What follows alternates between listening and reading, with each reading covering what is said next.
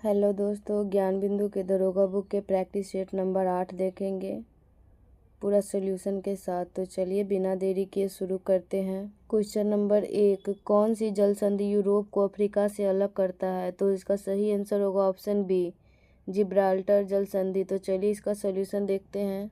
Gibraltar जल संधि Europe को अफ्रीका से अलग करता है। यह भूमध्य सागर को अटलांटिक महासागर से जोड़ती है। यह जल संधि भूमध्य सागर की कुंजी के नाम से प्रसिद्ध है।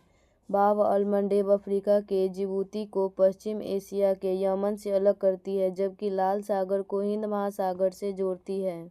टॉरस जल संधि ऑस्ट्रेलिया और न्यू गिनी द्वीप को अलग करता है, जबकि कोरल सागर को अराफुरा सागर से जोड़ता है। बेरिंग जल संधि अलास्का को रूस से अलग करता है, जबकि पूर्वी चुकची सागर एवं बेरिंग सागर को जोड़ता है।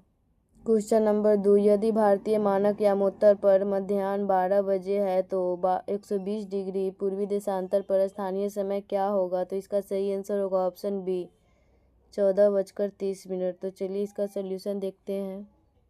यदि भारतीय मानक समय यामोत्तर पर मध्याह्न है तो 120 डिग्री पूर्वी देशांतर पर स्थानीय समय 14:30 होगा। 120 डिग्री पूर्वी देशांतर एवं भारतीय मानक समय के बीच देशांतरीय अंतर बराबर 120 डिग्री माइनस 82 डिग्री 30 मिनट बराबर 37 डिग्री 30 मिनट। एक देशांतर बराबर 4 मिनट का अंतर 37 डिग्री 30 मिनट गुने 4 बराबर 150 मिनट। 150 मिनट बराबर 2 घंटा 30 मिनट। क्वेश्चन नंबर 3, भारत के किस राज्य की सीमा नेपाल, भूटान और बांग्लादेश तीनों देशों से मिलती है? तो इसका सही आंसर होगा ऑप्शन सी, पश्चिम बंगाल। तो चलिए इसका सॉल्यूशन देखते हैं। पश्चिम बंगाल की सीमा नेपाल, भूटान और बांग्लादेश तीनों देशों से मिलती है। बांग्लादेश के साथ पश्चिम बंगाल की सीमा सबसे लंबी है। बांग्लादेश के साथ पश्चिम बंगाल, असम, मेघालय, त्रिपुरा और मिजोरम की सीमा में लगती है। भूटान के साथ 699 किलोमीटर भारत के 4 राज्य सिक्किम, पश्चिम बंगाल, असम और अरुणाचल प्रदेश सीमा बनाती है। नेपाल के साथ 1751 किलोमीटर भारत के 5 राज्य उत्तराखंड, उत्तर प्रदेश, बिहार, पश्चिम बंगाल और सिक्किम सीमा बनाता है। अरुणाचल प्रदेश की सीमा चीन, म्यांमार और भूटान तीनों देशों से मिलती है। सिक्किम राज्य की सीमा चीन, नेपाल और भूटान तीनों देशों से मिलती है। क्वेश्चन नंबर 4, तुंगभद्रा डैश की सबसे बड़ी सहायक नदी है? तो इसका सही आंसर होगा ऑप्शन बी, कृष्णा। तो चलिए इसका सॉल्यूशन देखते हैं। तुंगभद्रा कृष्णा और सबसे बड़ी सहायक नदी है। कृष्णा प्रायद्वीपीय भारत की दूसरी सबसे बड़ी नदी है, जिसका उद्गम महाराष्ट्र के पश्चिम घाट में महाबलेश्वर के पास से होता है। इसकी सहायक नदियों में तुंगभद्रा, कोयना, घाट प्रभा, माल प्रभा, मूसी, भीमा आदि प्रमुख है। कृष्णा नदी का अपवाह क्षेत्र महाराष्ट्र, कर्नाटक, तेलंगाना व आंध्र प्रदेश में विस्तृत है। कृष्णा नदी जल विवाद आंध्र प्रदेश, कर्नाटक व महाराष्ट्र के मध्य है। क्वेश्चन नंबर 5, निम्नलिखित में से कौन सी झील विवर्तनिक झील का उदाहरण है? तो इसका सही आंसर होगा ऑप्शन सी, वूलर। तो चलिए इसका सॉल्यूशन देखते हैं। वूलर झील विवर्तनिक झील का उदाहरण है। विवर्तनिक झीलों का निर्माण धरातल के ऊपर उठने अथवा धंसने से होता है। वूलर झील भारत की सबसे बड़ी मीठे पानी की झील है। इसे 1990 में रामसर कन्वेंशन के तहत अंतर्राष्ट्रीय महत्व की आर्द्र भूमि के रूप में नामित किया गया था। वूलर झील जम्मू एवं कश्मीर संघ राज्य क्षेत्र में स्थित भारत की ताजे जल की बृहत्तम झील है। वूलर झील झेलम नदी पर निर्मित गोखुर झील का उदाहरण है। राज्य या संघ शासित क्षेत्र की प्रमुख झीलें उत्तराखंड, नैनीताल, भीमताल, नौकुचिया ताल, खुरपा ताल, रूपकुंड गुजरात, नल सरोवर, नारायण सरोवर, कंकरिया अमृतसर हरियाणा, सूरजकुंड पंजाब, कांजली हरिके रोपड़, राजस्थान, पिछौला, सांभर, पंचभद्र, राजसमंद, जयसमंद, डिडवाना, फतेह सागर, उदय सागर, पुष्कर, जम्मू कश्मीर, डल, वूलर, अनंतनाग, वैरीनाग, शेषनाग, नागिन। क्वेश्चन नंबर 6, लीसा प्राप्त होता है? तो इसका सही आंसर होगा ऑप्शन ए, चीड़ के वृक्ष से। तो चलिए इसका सॉल्यूशन देखते हैं। चीड़ के वृक्ष से लीसा प्राप्त होता है। लीसा से बिरुंजा तथा तारपीन का तेल बनाया जाता है। इसका उपयोग साबुन, पेंट बनाने एवं कागज उद्योग में किया जाता है। हिमालयी क्षेत्रों में 1500 से 1750 मीटर की ऊंचाई पर चीड़ के वन काफ़ी विकसित रूप में पाए जाते हैं और ये आर्थिक दृष्टि से महत्वपूर्ण हैं। उत्तराखंड में स्वरोजगार और ग्रामीण अर्थव्यवस्था में चीड़ से प्राप्त लीसा का महत्वपूर्ण योगदान है। कत्था बनाने के लिए खैर वृक्ष की लकड़ी का प्रयोग होता है तथा तेंदु वृक्ष के पत्ते से बीड़ी बनाई जाती है। क्वेश्चन नंबर 7, ऑपरेशन फ्लड कार्यक्रम का संबंध है, तो इसका सही आंसर होगा ऑप्शन सी, दुग्ध उत्पादन। तो चलिए इसका सोल्यूशन देखते हैं। ऑपरेशन फ्लड कार्यक्रम का संबंध दुग्ध उत्पादन से है। श्वेत क्रांति को सार्थक बनाने हेतु 1970 में ऑपरेशन फ्लड कार्यक्रम की शुरुआत राष्ट्रीय डेयरी विकास बोर्ड द्वारा की गई। श्वेत क्रांति का संबंध शाकाहारी स्तर पर चलाए गए दुग्ध व्यवसाय कार्यक्रम द्वारा दूध के उत्पादन तथा आपूर्ति में व्यापक वृद्धि करने से है। डॉक्टर वर्गीज कुरियन को भारत में श्वेत क्रांति का जनक कहा जाता है। भारत में मत्स्य उत्पादन में वृद्धि हेतु नीली क्रांति नामक विशेष योजना चलाई गई। यह दक्षिण भारत विशेषकर आंध्र प्रदेश में बहुत सफल हुई है। क्वेश्चन नंबर 8, निम्नलिखित में से किस प्रकार की मिट्टी में जल धारण की क्षमता सबसे कम होती है? तो इसका सही आंसर हो जाएगा ऑप्शन ए, बलुई दोमट। तो चलिए इसका सॉल्यूशन देखते हैं। बलुई दोमट मिट्टी में जल धारण करने की क्षमता सबसे कम होती है। इस मृदा में रवे का आकार बड़ा और भारी होता है, जिसके कारण इसमें जल धारण करने की क्षमता कम होती है। बलुई दोमट मृदा जलोढ़ मृदा का एक ही प्रकार है तथा इसमें बालू का अंश अधिक होता है। यह मृदा मूंगफली की खेती के लिए उपयुक्त होती है। चिकनी जलोढ़ मिट्टी में जल धारण करने की क्षमता सबसे अधिक होती है। इसके कारण बहुत छोटे और कसकर भरे होते हैं जो पानी को अंदर जाने से रोकते हैं। क्वेश्चन नंबर 9, हरित क्रांति शब्द का प्रयोग सर्वप्रथम किसने किया था? तो इसका सही आंसर हो जाएगा ऑप्शन बी, विलियम गॉड। तो चलिए इसका सॉल्यूशन देखते हैं। हरित क्रांति शब्द का सर्वप्रथम प्रयोग अमेरिका के विलियम गॉड ने वर्ष 1968 ईस्वी में किया था। हरित क्रांति उच्च गुणवत्ता वाले बीज, रासायनिक उर्वरक व नहरी सिंचाई आधारित कृषि उत्पादन की एक नवीन प्रक्रिया थी। इसे अधिक उपज देने वाली किस्मों को कार्यक्रम के नाम से भी पुकारा गया। वैश्विक स्तर पर हरित क्रांति के जनक डॉक्टर नॉर्मन बोरलॉग को माना जाता है। इन्हें 1970 में विश्व शांति का नोबेल पुरस्कार प्रदान किया गया। भारत में हरित क्रांति की शुरुआत का श्रेय एम.एस. स्वामीनाथन को जाता है। इन्हें भारत में हरित क्रांति का जनक माना जाता है। एडवर्ड स्वेस ने बायोस्फीयर रिजर्व शब्द का सर्वप्रथम प्रयोग किया था। क्वेश्चन नंबर 10, निम्नलिखित में से कौन सा युग्म सुमेलित है? तो इसका सही आंसर होगा ऑप्शन बी, मेरापी, इंडोनेशिया। तो चलिए इसका सॉल्यूशन देखते हैं। माउंट मेरापी इंडोनेशिया सही सुमेलित है। माउंट मेरापी एक सक्रिय ज्वालामुखी है जो इंडोनेशिया के जावा द्वीप पर स्थित है। मोना लोआ हवाई द्वीप श्रृंखला का सबसे बड़ा ज्वालामुखी है जो संयुक्त राज्य अमेरिका के हवाई द्वीप राज्य में स्थित है। माउंट पोपा ज्वालामुखी म्यांमार में स्थित है। कोलिमा ज्वालामुखी मैक्सिको की सबसे सक्रिय ज्वालामुखियों में से एक है। जो कि अन्य प्रमुख ज्वालामुखी क्राकाताओ इंडोनेशिया, किलाउयू हवाई द्वीप, Chimborazo Ecuador, Kinabalu Malaysia, mount Etna Sicily, mount Rainier America. Question number 11, Donbas क्षेत्र किस खनिज के लिए प्रसिद्ध है? तो इसका सही आंसर होगा ऑप्शन बी, कोयला। तो चलिए इसका सॉल्यूशन देखते हैं। डोनबास क्षेत्र अपने विशाल कोयला भंडारों के लिए प्रसिद्ध है। यह क्षेत्र यूक्रेन का एक प्रमुख औद्योगिक केंद्र भी है जो डोनेट्स और निचली नीपर नदियों के मैदान में फैला हुआ है। कोयला को औद्योगिक क्रांति का आधार माना जाता है। यह कार्बोनिफेरस युग की परतदार चट्टानों में पाया जाता है। विश्व में कोयला के प्रमुख उत्पादन क्षेत्र चीन, Shanxi, Manchuria, शांटांगू, Beijing, America, Appalachian क्षेत्र, मिसौरी, ओक्लाहोमा, यूक्रेन, डोनबास, रूस, मास्को, टूला क्षेत्र, कुजबास क्षेत्र, साखालिन, कुजनेट्स्क, जर्मनी, रूर घाटी, सार क्षेत्र, Britain, Nottingham, Yorkshire, Derbyshire, Lancashire. Question number 12, निम्नलिखित घास के मैदानों में कौन सा एक शीतोष्ण कटिबंधीय है? तो इसका सही आंसर होगा ऑप्शन डी, पम्पास। तो चलिए इसका सोल्यूशन देखते हैं। उपर्युक्त घास के मैदानों में पम्पास एक शीतोष्ण कटिबंधीय घास मैदान है। पम्पास घास के मैदान दक्षिण अमेरिका में मुख्य रूप से अर्जेंटीना, ब्राज़ील और उरुग्वे में पाए जाते हैं। अर्जेंटीना का पम्पास क्षेत्र में गेहूं का सर्वाधिक उत्पादन होता है। इसे गेहूं का अर्धचंद्राकार क्षेत्र कहते हैं। विश्व के प्रमुख घास के मैदान: savanna Africa, campos Brazil, llanos Venezuela, pampas Uruguay Argentina व ब्राज़ील, प्रेयरी उत्तर अमेरिका, वेल्ड दक्षिण अमेरिका, एस्टेपी मध्य एशिया व पूर्वी यूरोप, पुछताछ Hungary, downs Australia, Canterbury New Zealand. Question number 13, भारत में फाइकस रिलीजियोसा पेड़ को आमतौर पर किस नाम से जाना जाता है? तो इसका सही आंसर होगा ऑप्शन बी, पीपल। तो चलिए इसका सोल्यूशन देखते हैं। भारत में फाइकस रिलीजियोसा पेड़ को आमतौर पर पीपल के वृक्ष के रूप में जाना जाता है। फाइकस रिलीजियोसा पीपल के पेड़ का वानस्पतिक नाम है।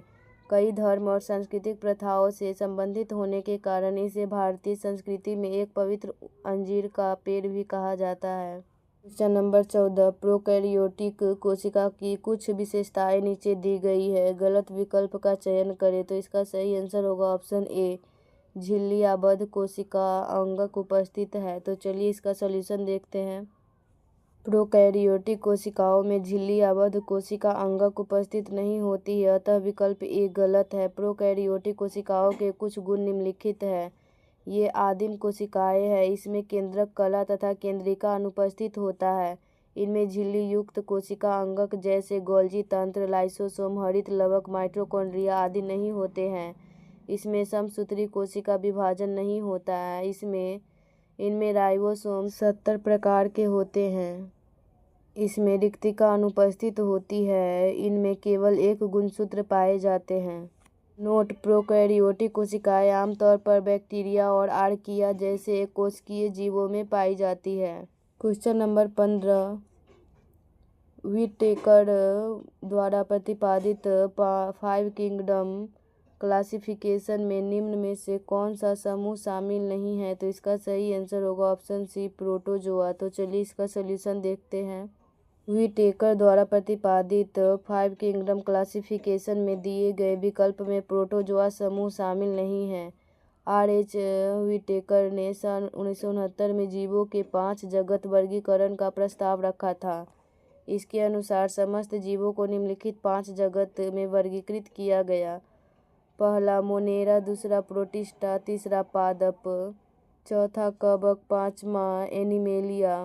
क्वेश्चन नंबर 16, निम्नलिखित में से किसे मानव शरीर की जैव रसायन प्रयोगशाला भी कहा जाता है? तो इसका सही आंसर होगा ऑप्शन सी, लीवर। तो चलिए इसका सोल्यूशन देखते हैं।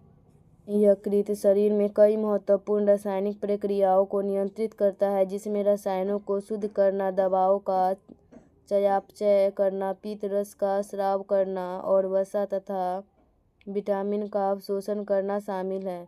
यकृत को एक रासायनिक कारखाना भी कहा जाता है, क्योंकि यह शरीर में 500 से अधिक रासायनिक कार्य करता है।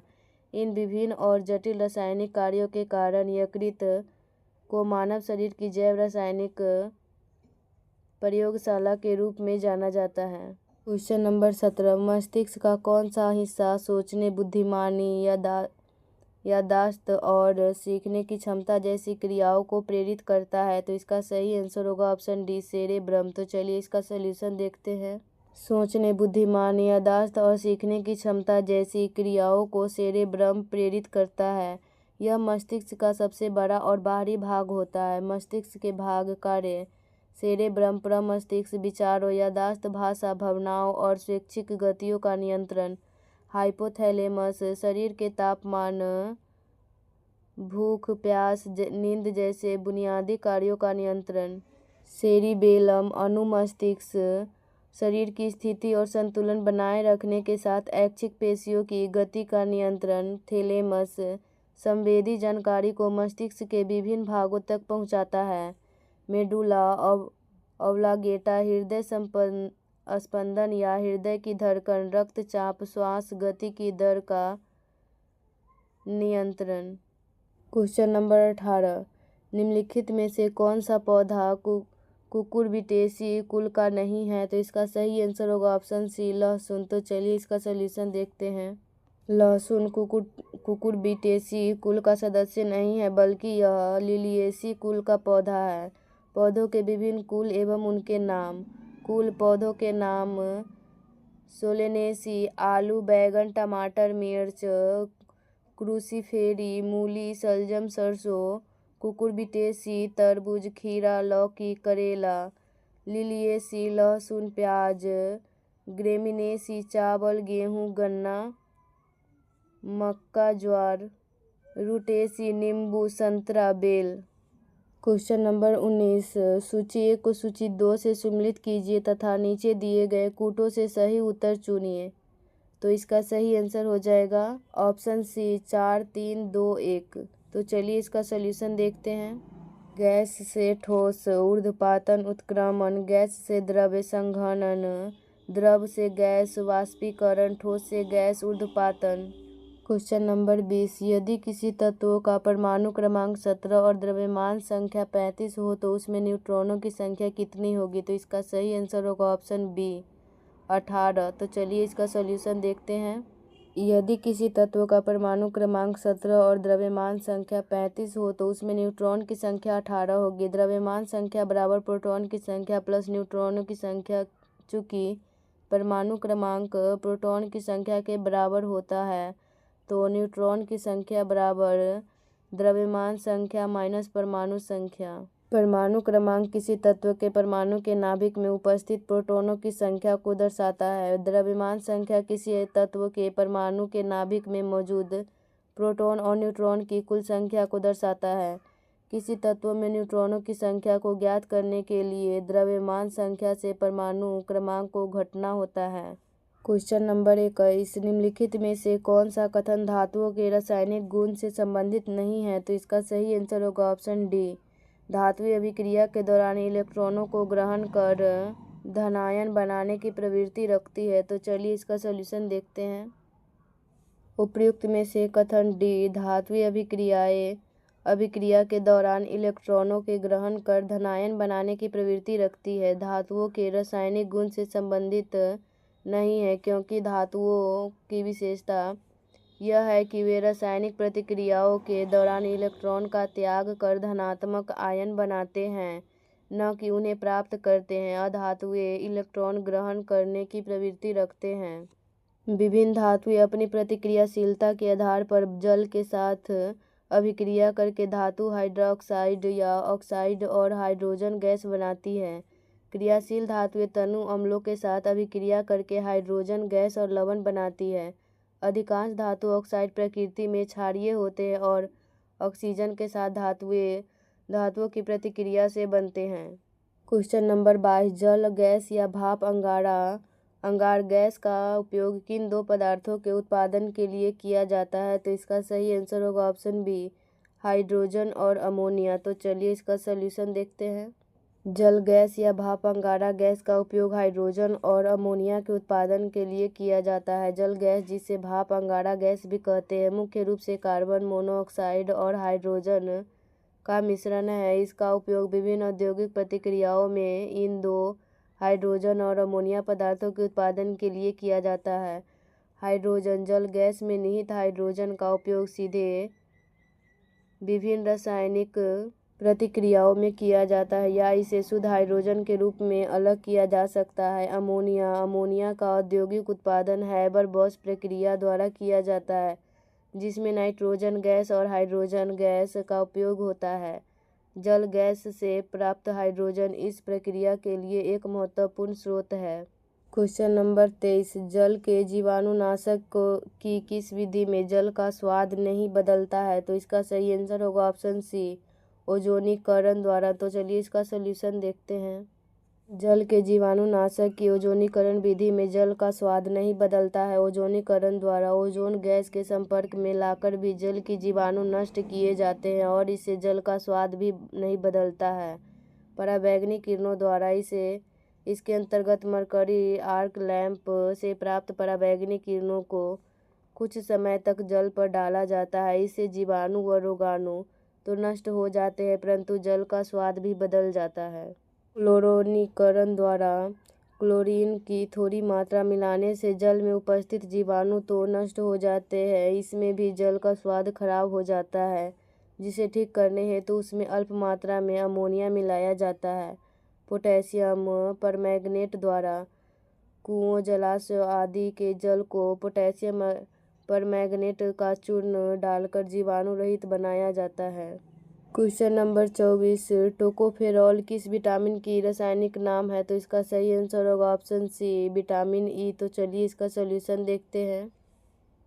टोकोफेरॉल विटामिन ई का रासायनिक नाम है। यह एक वसा घुलनशील विटामिन है जो अपने एंटीऑक्सीडेंट गुणों के लिए जाना जाता है।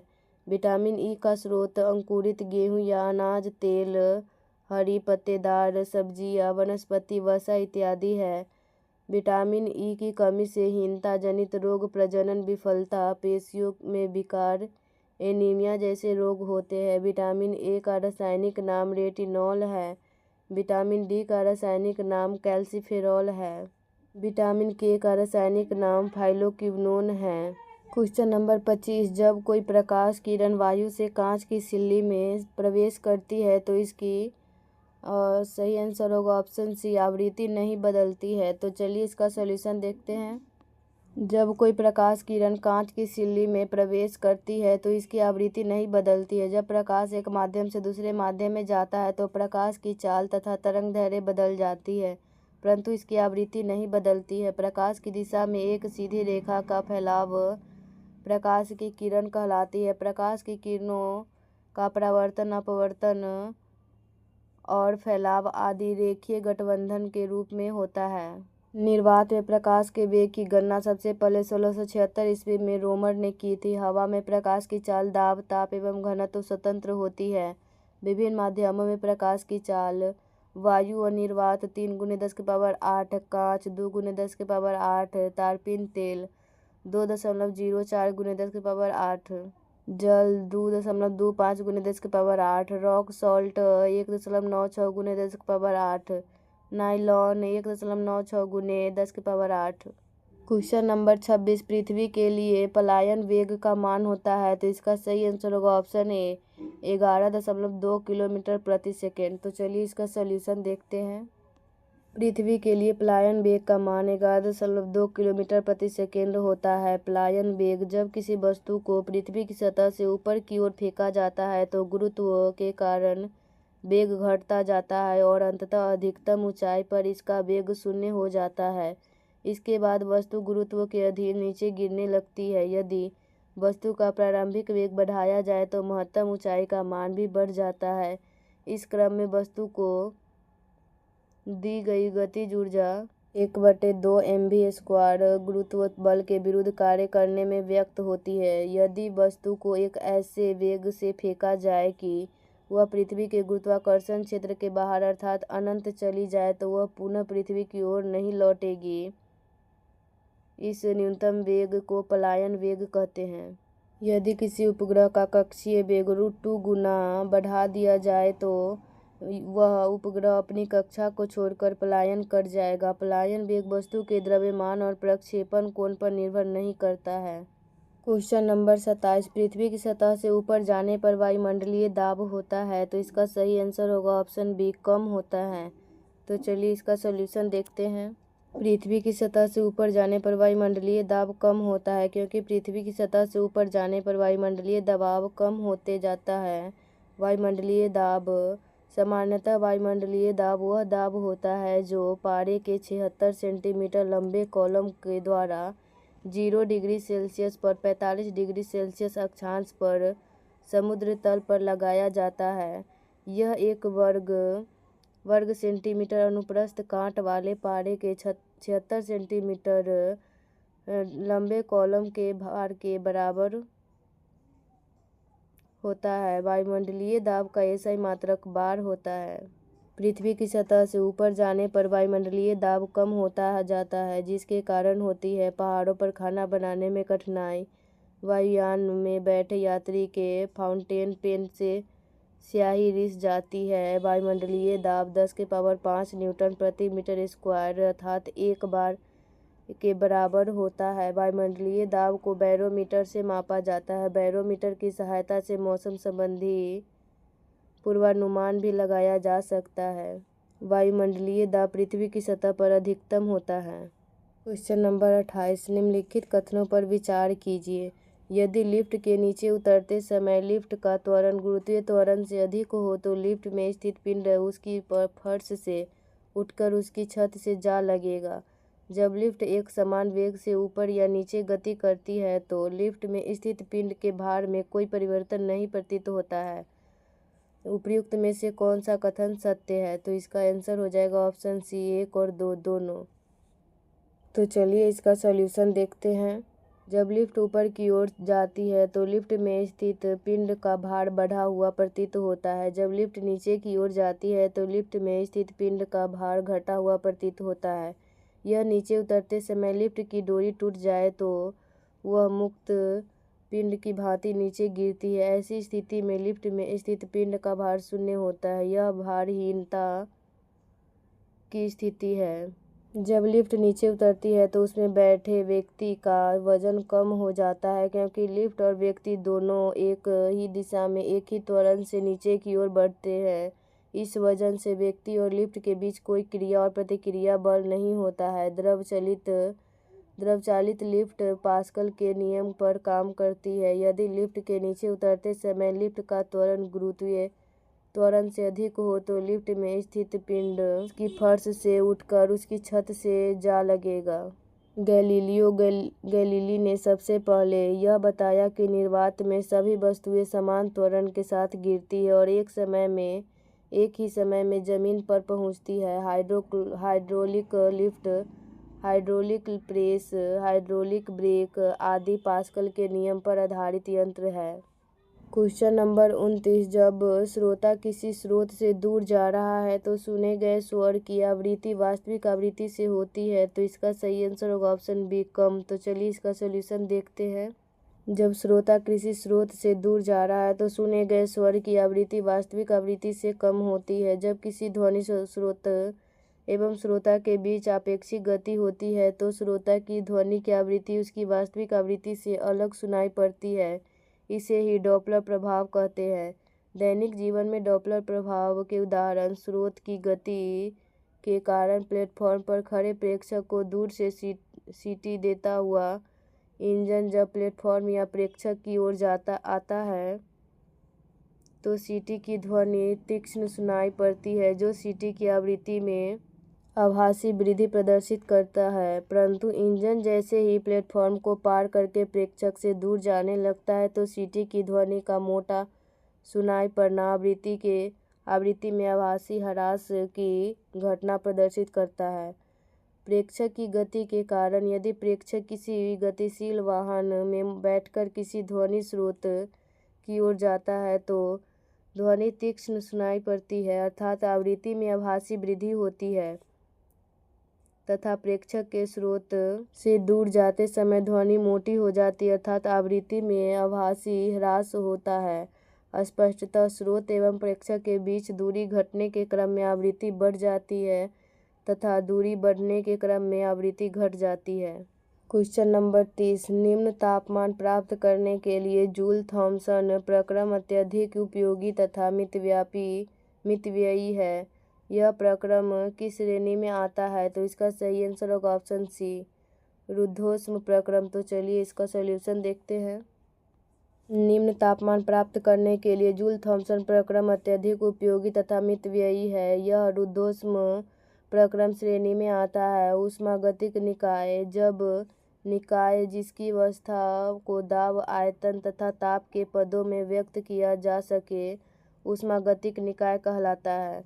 उदाहरण, किसी सिलेंडर में बंद गैस एक ऊष्मागतिक निकाय है। समतापीय प्रक्रम, जब किसी निकाय में कोई परिवर्तन इस प्रकार हो कि निकाय का ताप दूरी क्रिया में स्थिर रहे तो उसे परिवर्तन को समतापीय परिवर्तन या प्रक्रम कहते हैं। रुद्धोष्म प्रक्रम: यदि किसी निकाय में कोई परिवर्तन इस प्रकार हो कि पूरी प्रक्रिया के दौरान निकाय न तो बाहरी माध्यम को ऊष्मा दे और न ही उससे कोई ऊष्मा ले, तो इस परिवर्तन को रुद्धोष्म परिवर्तन कहते हैं। कार्बन डाइऑक्साइड का अचानक प्रसार होने पर वह शुष्क बर्फ के रूप में बदल जाती है। यह रुद्धोष्म परिवर्तन का उदाहरण है। समआयतनिक प्रक्रम: ऐसा प्रक्रम जिसके तहत निकाय का आयतन स्थिर रहता है समआयतनिक प्रक्रम कहलाता है। इस प्रक्रम में न तो गैस पर कोई कार्य होता है और न ही गैस द्वारा कोई कार्य संपादित होता है। गैस द्वारा अवशोषित ऊष्मा पूर्ण रूप से उसकी आंतरिक ऊर्जा तथा उसके ताप को परिवर्तित करने में व्यय होती है। किसी दी गई ऊष्मा की मात्रा के लिए ताप में परिवर्तन नियत आयतन पर गैस की विशिष्ट ऊष्मा द्वारा निर्धारित किया जाता है। समदाबी प्रक्रम: ऐसा प्रक्रम जिसके अंतर्गत निकाय का दाब स्थिर रहता है समदाबी प्रक्रम कहलाता है। इस प्रक्रम में ताप परिवर्तित होता है, अतः आंतरिक ऊर्जा भी परिवर्तित होती है। अवशोषित ऊष्मा आंशिक रूप से आंतरिक ऊर्जा में वृद्धि करने में तथा आंशिक रूप से कार्य करने में व्यय होती है। प्रक्रिया राशि जो नियत रहती है। समतापीय ताप, समदाबी दाब। समआयतनिक आयतन, रुद्धोष्म ऊष्मा का परिमाण। Number 31, change the sentence into passive voice. Sugar tests sweet, तो इसका सही आंसर होगा option D, sugar is sweet when it is tested. तो चलिए इसका सोल्यूशन देखते हैं। Sugar is sweet when it is tested, sugar tests sweet, यह वाक्य क्वासी पैसिव वॉइस का है। क्वासी पैसिव का अर्थ होता है वैसा वाक्य जो स्ट्रक्चर में एक्टिव वॉइस में हो किंतु वास्तव में वह पैसिव वॉइस में हो, अथवा वैसा वाक्य जो आधा एक्टिव वॉइस में हो और आधा पैसिव वॉइस में। इसका पैसिव वॉइस होगा sugar is sweet when it is tested. Question number 32, translate it into English. समय समाप्त हो रहा है, तो इसका सही आंसर होगा option C, time is running out. Question number 33, change it into indirect narration. He said to me, are you coming today. तो इसका सही आंसर होगा option B, he asked me if I was coming that day. तो चलिए इसका solution देखते हैं। He asked me if I was coming that day, direct से इनडायरेक्ट नरेशन में निम्न परिवर्तन होगा। सेड टू मी, आस्क्ड मी में बदलेगा। रिपोर्टिंग वर्ब और रिपोर्टेड स्पीच के मध्य कंजक्शन इफ का प्रयोग होगा। इंट्रोगेटिव सेंटेंस एडजेक्टिव सेंटेंस में बदल जाएगा। रिपोर्टेड स्पीच का सब्जेक्ट यू रिपोर्टिंग वर्ब के ऑब्जेक्ट के अनुसार आई में बदलेगा। आर वाज में बदलेगा टू डे दैट डे में। वाक्य इस प्रकार होगा, ही asked me if I was coming that day. Question number 34, नयन का संधि विच्छेद क्या होगा। तो इसका सही आंसर होगा ऑप्शन डी, ने प्लस अन। तो चलिए इसका सोल्यूशन देखते हैं। नयन बराबर ने प्लस अन में अयादी संधि है। अयादी संधि में ए ओ अथवा और के बाद जब कोई स्वर आता है तो ए के स्थान पर ए, ओ के स्थान पर औ, ए के स्थान पर आए तथा औ के स्थान पर आब हो जाता है। क्वेश्चन नंबर 35, निम्न में से कोमल तालव्य ध्वनियाँ कौन सी है। तो इसका सही आंसर होगा ऑप्शन सी, च, छ, ज, झ। तो चलिए इसका सोल्यूशन देखते हैं। तालव्य व्यंजन वो व्यंजन होते हैं जिनके उच्चारण में जिह्वा के पिछले भाग को तालु के संघर्ष करना पड़ता है। दिए गए विकल्पों में च, छ, ज, झ तालव्य ध्वनियाँ हैं। हिंदी वर्णमाला में ई, चवर्ग, य तालव्य स तालव्य ध्वनियाँ हैं। क्वेश्चन नंबर 36, निम्नलिखित में कौन सा शब्द अर्जुन का पर्यायवाची नहीं है। तो इसका सही आंसर होगा ऑप्शन सी, सुतपुत्र। क्वेश्चन नंबर 37, निम्न में से कौन सा युग्म सुमेलित नहीं है। तो इसका सही आंसर होगा ऑप्शन डी, कपूरथला पेट्रोकेमिकल्स। तो चलिए इसका सोल्यूशन देखते हैं। कपूरथला रेल डिब्बा उद्योग से संबंधित शहर है, न कि पेट्रोकेमिकल्स। भारत के कुछ प्रमुख शहर एवं उनसे संबंधित उद्योग शहर उद्योग कानपुर, चमड़ा उद्योग विस्फोटक मुरादाबाद, ब्रश वेयर हैंडीक्राफ्ट धातु पत्र जालंधर या मेरठ, खेल का सामान नेपानगर, अखबारी कागज कोयम्बटूर, सूती वस्त्र जामनगर, पेट्रोकेमिकल्स भोपाल, कीटनाशक उद्योग बरेली, बांस उत्पादन जरी साड़िया लुधियाना, भारी मशीनरी एवं हौजरी ऊनी वस्त्र भदोही, ऊनी कालीन। क्वेश्चन नंबर 38, निम्न में से किस समिति का संबंध गरीबी मापन से है? तो इसका सही आंसर होगा ऑप्शन डी, इनमें से सभी। वाई के अलग समिति, लकड़वाला समिति, सुरेश तेंदुलकर समिति। तो चलिए इसका सलूशन देखते हैं। भारत में गरीबी के निर्धारण हेतु राष्ट्रीय प्रतिदर्श सर्वेक्षण कार्यालय एक मुख्य संस्था के रूप में कार्य करता है। भारत में गरीबी को मापने के लिए खर्च अथवा उपभोग विधि का प्रयोग किया जाता है। डॉक्टर वाई के अलग समिति, भारत में गरीबी के निर्धारण हेतु 1977 में योजना आयोग द्वारा डॉक्टर वाई के अलग की अध्यक्षता में एक समिति का गठन किया गया। इस कार्य दल द्वारा 1979 में अपनी रिपोर्ट प्रस्तुत की गई। इस कार्य दल ने ऐसा गरीबी निर्देशांक तैयार किया जिसमें ग्रामीण क्षेत्र के लिए 2400 कैलोरी प्रति व्यक्ति प्रतिदिन तथा शहरी क्षेत्र के लिए कई सौ कैलोरी प्रतिदिन की संस्तुति की गई। इस गरीबी निर्देशांक के आधार पर जिन व्यक्तियों का उपभोग व्यय इन कैलोरी की आवश्यकता की पूर्ति से कम होगा वे गरीबी रेखा से नीचे होंगे। लकड़वाला समिति योजना आयोग द्वारा देश में निर्धनता को मापने के लिए 1989 में प्रो टी.डी.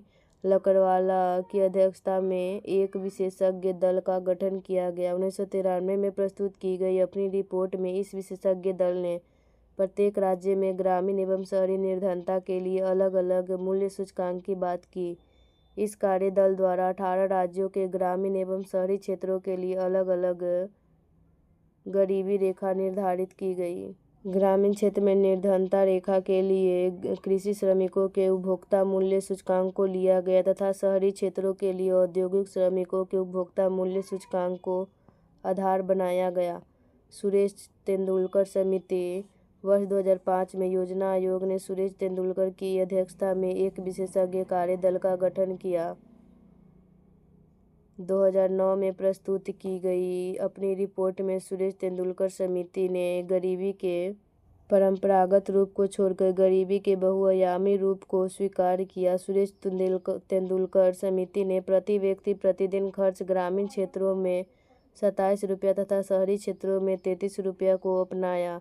इस प्रकार प्रति व्यक्ति मासिक खर्च 816 रुपया ग्रामीण क्षेत्रों के लिए तथा शहरी क्षेत्रों के लिए 1000 रुपया की गरीबी रेखा से माना गया। इससे नीचे जीवन यापन करने वाले को गरीब माना गया। श्री रंगराजन समिति योजना आयोग द्वारा 2012 में गठित और 2014 में अपनी रिपोर्ट सौंपी।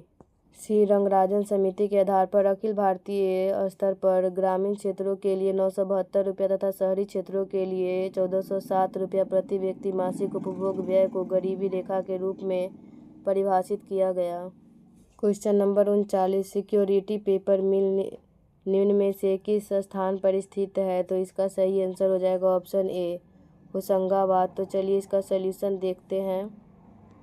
सिक्योरिटी पेपर मिल होशंगाबाद में स्थित है। सिक्योरिटी पेपर मिल होशंगाबाद बैंक और करेंसी नोट कागज तथा नॉन जुडिशियल स्टाम्प पेपर की छपाई में प्रयोग होने वाले कागज का उत्पादन करने के लिए सिक्योरिटी पेपर मिल होशंगाबाद 1867 से 68 में चालू की गई थी। India security press Nashik Maharashtra Nashik road स्थित भारत प्रतिभूति मुद्रणालय में डाक संबंधी लेखन सामग्री, पोस्टल ऑर्डर आदि के अलावा राज्य सरकारों, सरकारी क्षेत्र के उपक्रमों, वित्तीय निगमों आदि के प्रतिभूति पत्रों की छपाई की जाती है। Security printing press Hyderabad Telangana, currency note press Nashik Maharashtra, bank note press Dewas Madhya Pradesh, टकसाल सिक्कों का उत्पादन करने तथा सोने और चांदी की परख करने एवं तमगों का उत्पादन करने के लिए भारत सरकार की 4 टकसालें मुंबई, कोलकाता, हैदराबाद तथा नोएडा में स्थित है। मुंबई, हैदराबाद और कोलकाता की टकसालें काफ़ी समय पहले क्रमशः 1830, 1903 और 1950 में स्थापित की गई थी, जबकि नोएडा की टकसाला 1989 में स्थापित की गई थी। मुंबई तथा कोलकाता की टकसालों में सिक्कों के अलावा विभिन्न प्रकार के पदकों का भी उत्पादन किया जाता है। क्वेश्चन नंबर 40, टैक्स के आधार पर वृद्धि के अनुरूप कर की दर बढ़ने को क्या कहते हैं? तो इसका सही आंसर होगा ऑप्शन सी, प्रगतिशील कर। तो चलिए इसका सॉल्यूशन देखते हैं। टैक्स के आधार पर वृद्धि के अनुरूप कर की दर बढ़ने को प्रगतिशील कर कहते हैं। प्रगतिशील या प्रगामी कर प्रणाली, यदि आय में वृद्धि के साथ कर की दर में भी वृद्धि होती जाए तो ऐसी कर प्रणाली को प्रगतिशील या प्रगामी कर प्रणाली कहते हैं। इस प्रकार कर का वास्तविक भार धनी व्यक्तियों पर अधिक तथा निर्धन व्यक्तियों पर कम पड़ता है। यह एक बेहतर कर प्रणाली होती है क्योंकि करों के भुगतान में न्यायशीलता का सिद्धांत अपनाया जाता है। क्वेश्चन नंबर 41, 5 रुपये प्रति केले के भाव पर एक उपभोक्ता 15 केले खरीदता है। जब कीमत 7 रुपया प्रति केले हो जाती है तो उसकी मांग घटकर 12 केले रह जाती है। उसकी केलों के लिए मांग की कीमत लोच ज्ञात करने के लिए मांगी जाने वाली मात्रा और उसकी कीमत में प्रतिशत परिवर्तन को तालिका में दी गई संरचना का उपयोग करते हुए निकालें। तो इसका सही आंसर हो जाएगा ऑप्शन सी, 0.5। क्वेश्चन नंबर 42, किसी अर्थव्यवस्था में अंतिम वस्तुओं और सेवाओं पर कुल व्यय को जोड़कर राष्ट्रीय आय की गणना करने के लिए निम्नलिखित में से किस विधि का उपयोग किया जाता है? तो इसका सही आंसर हो जाएगा ऑप्शन सी, व्यय विधि। तो चलिए इसका सॉल्यूशन देखते हैं। किसी अर्थव्यवस्था में अंतिम वस्तुओं और सेवाओं पर कुल व्यय को जोड़कर राष्ट्रीय आय की गणना करने के लिए व्यय विधि का उपयोग किया जाता है। राष्ट्रीय आय की गणना साधन लागत या आय विधि, उत्पादन विधि, व्यय विधि। साधन लागत या आय विधि राष्ट्र के नागरिकों द्वारा एक वित्तीय वर्ष में लगान, मजदूरी, ब्याज, किराया एवं लाभ के रूप में अर्जित आय के योग द्वारा जब राष्ट्रीय आय की गणना की जाती है तो इस विधि को साधन लागत या आय विधि कहते हैं। उत्पादन विधि एक देश के द्वारा एक वित्तीय वर्ष में उत्पादित समस्त अंतिम वस्तुओं और सेवाओं के शुद्ध मौद्रिक मूल्य के योग द्वारा जब राष्ट्रीय आय की गणना की जाती है तो इस विधि को उत्पादन विधि कहा जाता है। व्यय विधि एक राष्ट्र के नागरिकों द्वारा एक वर्ष में किए गए सभी अंतिम व्ययों के योग द्वारा जब राष्ट्रीय आय की गणना की जाती है तो इस विधि को व्यय विधि कहते हैं। Question number 43, financial action task force की स्थापना कब हुई थी? तो इसका सही आंसर होगा ऑप्शन सी, 1989 में। तो चलिए इसका सॉल्यूशन देखते हैं। FATF का पूर्ण रूप फाइनेंशियल एक्शन टास्क फोर्स है। इसकी स्थापना वर्ष 1989 में फ्रांस की राजधानी पेरिस में की गई थी। FATF एक अंतर सरकारी निकाय है जिसे G7 शिखर सम्मेलन के दौरान स्थापित किया गया था।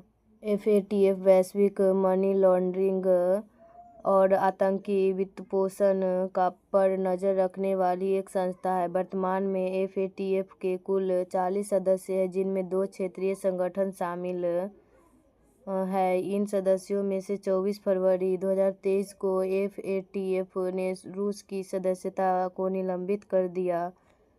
वर्ष 2006 में भारत को FATF में एक पर्यवेक्षक देश के रूप में शामिल किया गया था। 25 जून 2010 को भारत को FATF के 34वें सदस्य देश के रूप में शामिल किया गया था। Question number 44, great leap forward अभियान कब शुरू किया गया था? तो इसका सही आंसर हो जाएगा ऑप्शन ए, 1958। तो चलिए इसका सॉल्यूशन देखते हैं। ग्रेट लीप फॉरवर्ड अभियान 1958 में शुरू किया गया था। एक दलीय शासन के अंतर्गत चीन गणराज्य की स्थापना के बाद अर्थव्यवस्था सभी महत्वपूर्ण क्षेत्र को उद्यमों तथा भूमि जिनका स्वामित्व और संचालन व्यक्तियों द्वारा किया जाता था को सरकारी नियंत्रण में लाया गया। 1958 में ग्रेट लीप फॉरवर्ड अभियान शुरू किया गया था जिसका उद्देश्य बड़े पैमाने पर देश का औद्योगिकरण करना था। लोगों को अपने घर के पिछवाड़े में उद्योग लगाने के लिए प्रोत्साहित किया गया। ग्रामीण क्षेत्र में कम्यून प्रारंभ किए गए। कम्यून पद्धति के अंतर्गत लोग सामूहिक रूप से खेती करते थे। 1958 में 26,000 कम्यून थे, जिनमें प्रायः समस्त कृषक शामिल थे। क्वेश्चन नंबर 45, जेट इंजन का आविष्कार किसने किया था? तो इसका सही आंसर ऑप्शन सी, फ्रैंक व्हिटले। तो चलिए इसका सॉल्यूशन देखते हैं। जेट इंजन का आविष्कार फ्रैंक व्हिटले ने किया था। परीक्षोपयोगी प्रमुख आधुनिक आविष्कार एवं आविष्कारक diesel engine Rudolf, gas engine Daimler, LED Nick Holonyak, machine gun James Puckle, mobile phone Martin Cooper, भाप engine James Watt, dynamo Michael Faraday, rail engine George Stephenson, radar RW Watt, radar Taylor एवं Young. Question number 46, निम्नलिखित में से कौन सा देश का पुराना नाम अपर वोल्टा था? तो इसका सही आंसर हो जाएगा ऑप्शन बी, बुर्किना फासो। तो चलिए इसका सॉल्यूशन देखते हैं। बुर्किना फासो का पुराना नाम अपर वोल्टा था। अपर वोल्टा गणराज्य की घोषणा 11 दिसंबर 1958 ईस्वी को की गई। यहाँ सबसे बड़ा जातीय समूह मोसी लोग है। राजधानी ओंगाडोंगू, मुद्रा फ्रैंक, भाषा फ्रेंच। उपयोगी देशों के बदले हुए नाम एवं राजधानी और मुद्रा: Tanganyika and Zanzibar, Tanzania, Dodoma, shilling. Turkmenistan, Ashgabat, manat, Holland, Netherlands,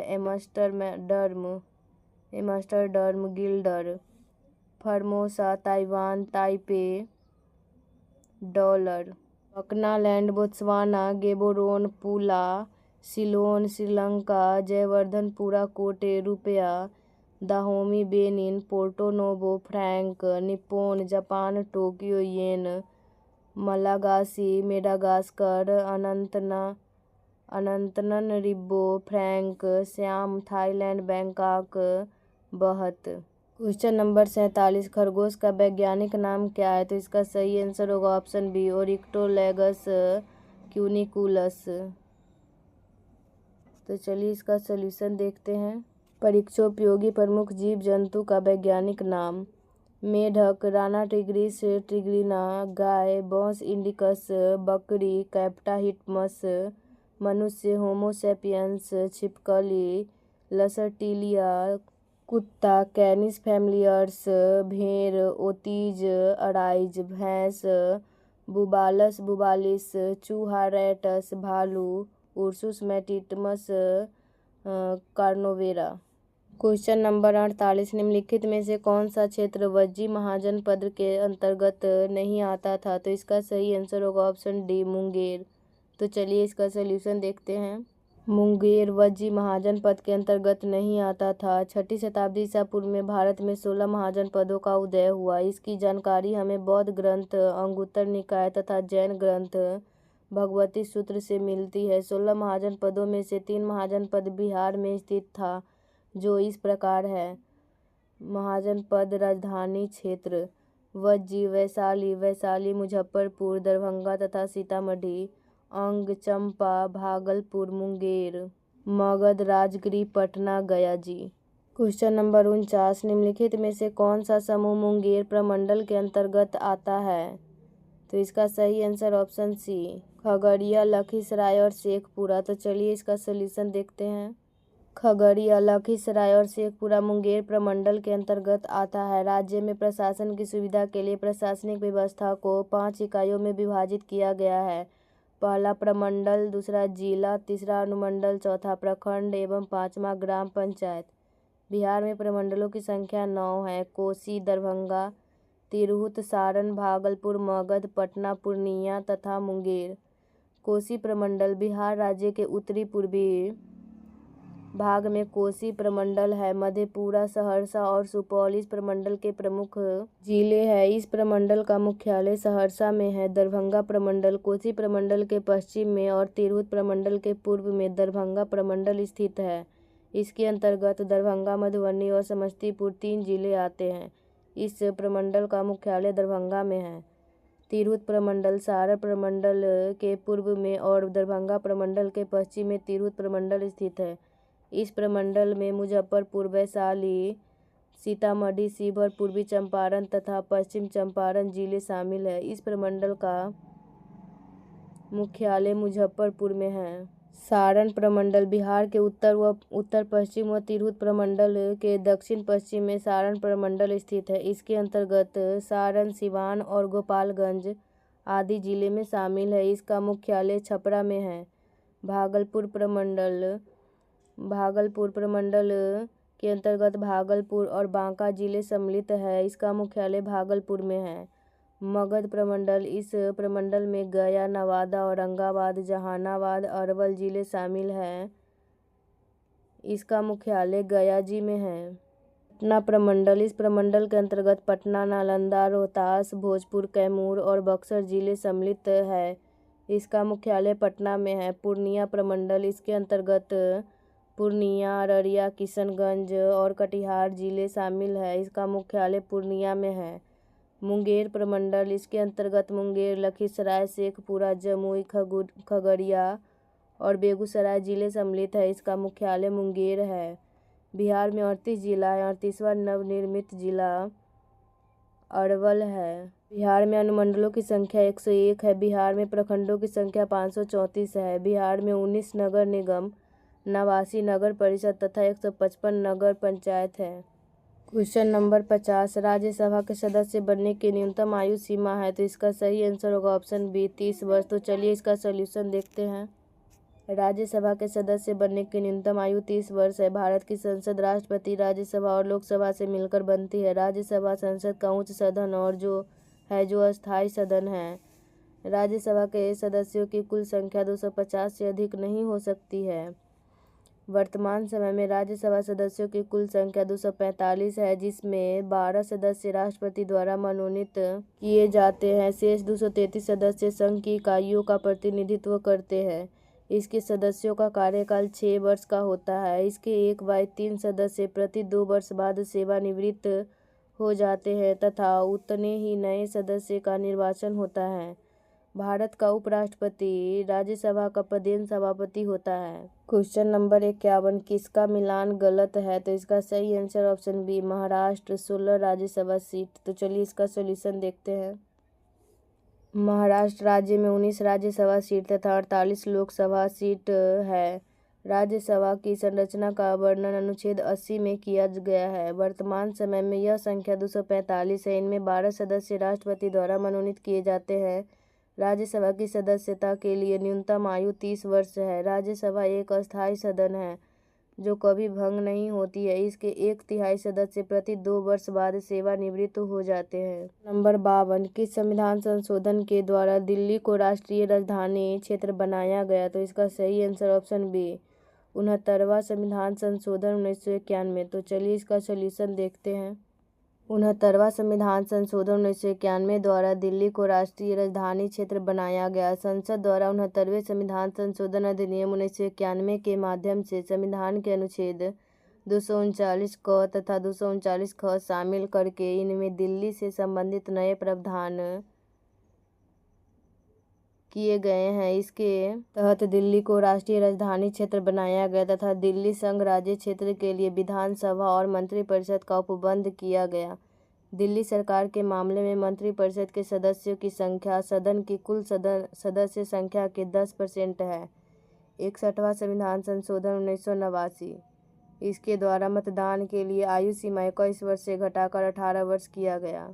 question number 53, 92वां संविधान संशोधन 2003 के तहत 8वीं अनुसूची में कौन सी भाषा जोड़ी गई थी, तो इसका सही answer option D Bodo, Santhali, Maithili, Dogri. तो चलिए इसका सॉल्यूशन देखते हैं। संविधान की 8वीं अनुसूची में 14 भाषाओं को सम्मिलित किया गया था, परंतु विभिन्न संशोधनों के बाद अब इनकी संख्या 22 है। 21वां संविधान संशोधन 1967 सिंधी, 71वां संविधान संशोधन 1992 कोंकणी, मणिपुरी, नेपाली, 92वां संविधान संशोधन 2003 बोडो, डोगरी, मैथिली, संथाली।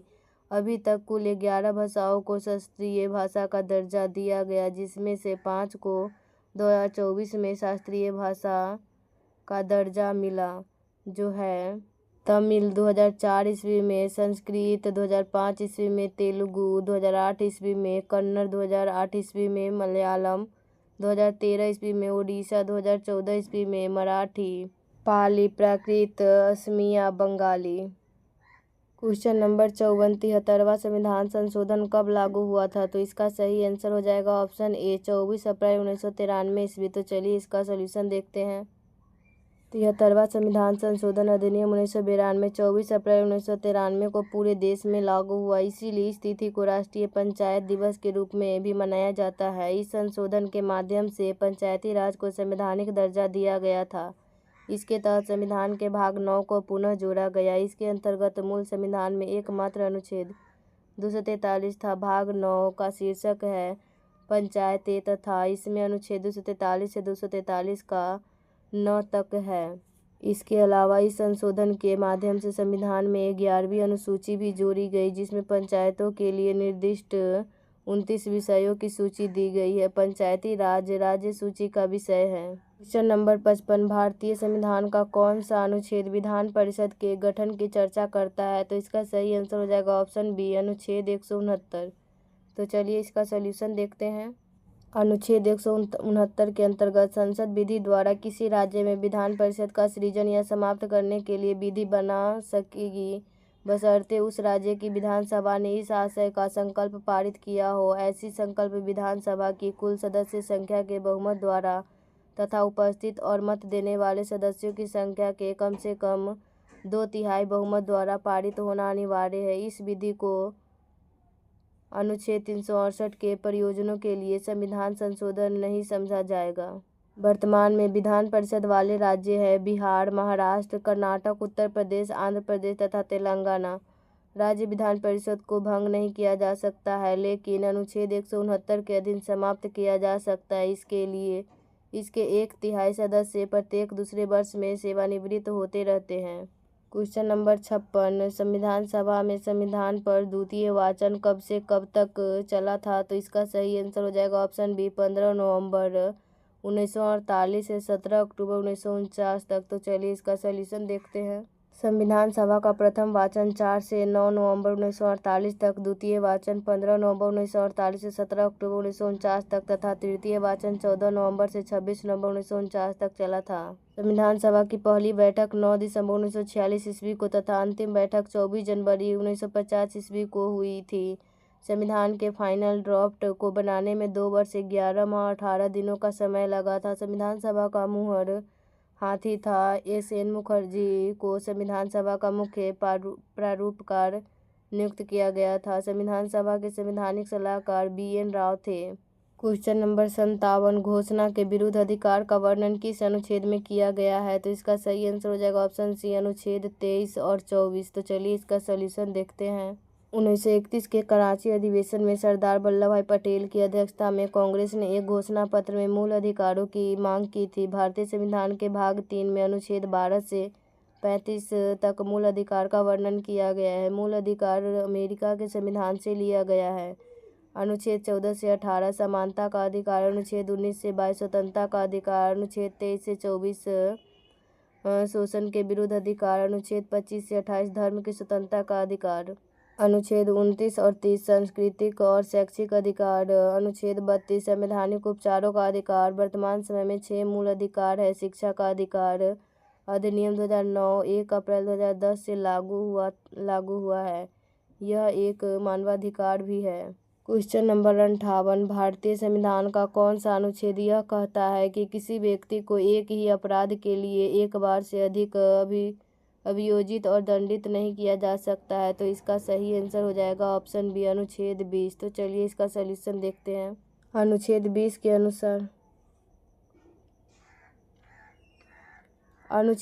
के अनुसार किसी व्यक्ति को एक ही अपराध के लिए एक बार से अधिक अभियोजित और दंडित नहीं किया जा सकता है। अनुच्छेद 20 में अपराधों के लिए दोष सिद्धि के संरक्षण से संबंधित प्रावधान किए गए हैं। इसके तहत 3 बात कही गई है। अनुच्छेद 20 का 1 कहता है कि किसी दोषी व्यक्ति को अपराध करने के समय जो कानून है उसी के तहत सजा मिलेगी, न कि पहले और बाद में बनने वाले कानून के तहत। अनुच्छेद 20(2) किसी भी व्यक्ति को एक अपराध के लिए सिर्फ एक बार सजा मिलेगी। अनुच्छेद 20 का 3, किसी भी व्यक्ति को स्वयं के विरुद्ध न्यायालय में गवाही देने के लिए बाध्य नहीं किया जाएगा। अनुच्छेद 19 में स्वतंत्रता का प्रावधान किया गया है। वर्तमान समय में 6 प्रकार की स्वतंत्रता का उल्लेख है। अनुच्छेद 21 प्राण एवं दैहिक स्वतंत्रता का संरक्षण। अनुच्छेद 22 कुछ दशाओं में गिरफ्तारी और निरोध के संरक्षण। क्वेश्चन नंबर 59, पुडुचेरी को किस संविधान संशोधन के तहत केंद्र शासित प्रदेश बनाया गया था? तो इसका सही आंसर होगा ऑप्शन सी, 14वें संविधान संशोधन। तो चलिए इसका सॉल्यूशन देखते हैं।